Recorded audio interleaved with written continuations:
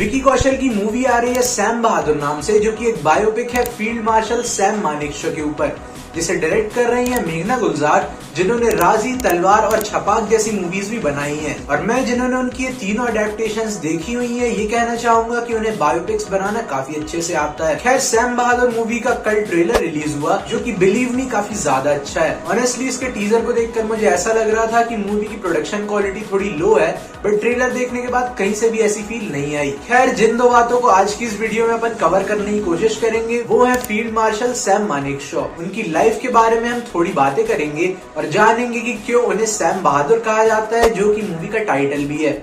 और लास्ट में अपन बात करेंगे विकी कौशल के परफॉर्मेंस की एज सैम बहादुर। तो सबसे पहले field marshal Sam Hormusji, Framji, Jamshedji Manekshaw, जिनका जन्म हुआ 3 अप्रैल 1914 ब्रिटिश रूल्ड इंडिया में। उनके फादर और मदर पारसी फैमिलीज को बिलोंग करते थे। गुजरात के वलसाड डिस्ट्रिक्ट से उनके पेरेंट्स मूव किए अमृतसर, जहाँ सैम मानेकशॉ का जन्म हुआ। वो अपने माता पिता की 6 संतानों में से 5वीं संतान थे, और क्योंकि उनके पिता खुद एक डॉक्टर थे तो बचपन में वो भी एक डॉक्टर ही बनना चाहते थे। Even ironically second world war में मानेकशॉ ने ब्रिटिश इंडियन आर्मी की तरफ से जंग लड़ी जापानीज मिलिट्री के खिलाफ, जहां वो कैप्टन थे इंडियन मेडिकल सर्विस के। इसी जंग का एक काफी फेमस किस्सा ये है कि जब मानेकशॉ को लड़ते हुए 7 बुलेट्स उनके पेट और चेस्ट एरिया में लगी और उनका बचना ऑलमोस्ट इम्पॉसिबल था, लेकिन फिर भी सरवाइव करने और इलाज के बाद जब उन्हें होश आया तब उन्होंने कहा कि शायद किसी गधे ने उन्हें मारा था। वर्ल्ड वॉर 2 के खत्म होने और भारत के आजाद होने तक सैम मानेकशॉ मेजर सैम मानेकशॉ बन चुके थे। भारत और पाकिस्तान का पहला युद्ध, the Indo Pakistan war of 1947-48।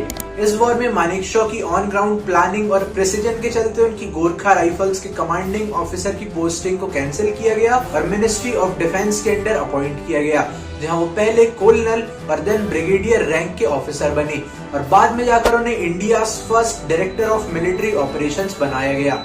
इसी टाइम के बाद उनके करियर का डार्केस्ट फेज शुरू हुआ, जब वो एक पॉलिटिकल कॉन्स्पिरेसी का शिकार हुए, जिसमें उस टाइम के पीएम जवाहरलाल नेहरू भी इन्वॉल्व थे। और अनफॉर्चुनेटली इसी बीच हुए सीनो इंडियन वॉर या फिर चाइना इंडिया वॉर 1962 में इंडिया को काफी सारे इनोसेंट सोल्जर्स को खोना पड़ा, जिसके बाद खुद नेहरू जी ने अपनी गलती सुधारते हुए मानेकशॉ को 4 कॉर्प्स, जो कि इंडियन आर्मी की असम और अरुणाचल प्रदेश की डिफेंस यूनिट है, उसका जनरल कमांडिंग ऑफिसर बनाया। Then moving on to Indo Pak war of 1971, जिसने सैम मानेकशॉ को फील्ड मार्शल सैम मानेकशॉ बनाया। लड़ाई थी ईस्ट पाकिस्तान को पाकिस्तानी आर्मी और पाकिस्तानी गवर्नमेंट के इन्फ्लुएंस से फ्री कराया जाए और वहां के लोगों को एक इंडिपेंडेंट ऑटोनॉमस कंट्री दी जाए। Again prime minister Indira Gandhi ने मानेकशॉ का पूरा सपोर्ट करते हुए उन्हें वो हर पॉसिबल डिसीजन लेने की छूट दी जो उन्हें वो जंग जिता सकता था, और मानेकशॉ ने भी कोई कसर नहीं छोड़ी, जिसका रिजल्ट निकला कि सिर्फ 12 से 13 दिनों के अंदर अंदर 94,000 पाकिस्तानी सोल्जर्स ने सरेंडर किया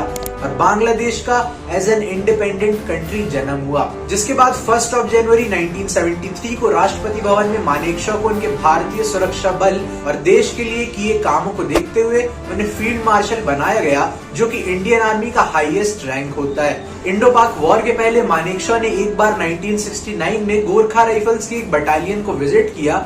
ये वही गोरखा राइफल्स थे जिसकी 3rd बटालियन का उन्हें कमांडिंग ऑफिसर बनाया गया था 1947 में, बट पाकिस्तान वॉर की वजह से उनकी पोस्टिंग कैंसिल हुई थी।